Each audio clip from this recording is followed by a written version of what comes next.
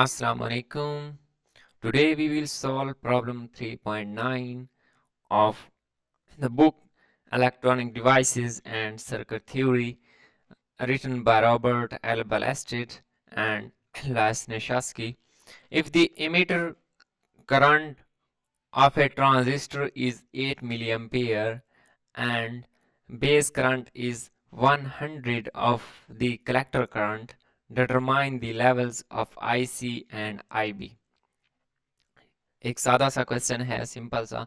सबसे पहले हमने क्या है, अब हमने आई सी एंड आई बी फाइंड करना है और हमें एक हिंट दिया गया है कि जो बेस करंट है वो 100 ऑफ आई सी है। ठीक है, अब गिवन डाटा मैं लिख लेता हूँ। सबसे पहले इमीटर करंट मेरे पास क्या है, 8 मिली एम्पेयर है and the base current is 100 of the collector current. This is equation 1. Now our vision is to find IB and IC. As we know that emitter current is equal to the collector current plus base current. Now base current is known in terms of collector current.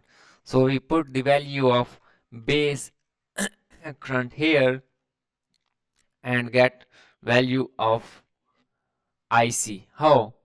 From here we can take common IC and the remaining terms we can rearrange by using LCM.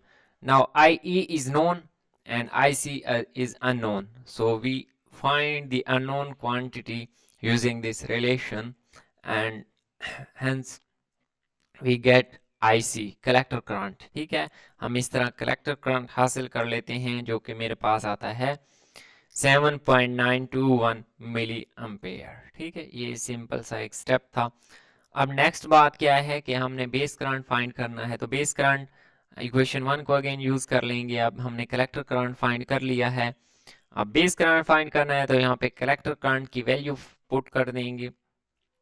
हाँ ठीक है, अब collector current की value यहाँ पे put करेंगे तो हमारे पास बेस करंट आ जाएगा।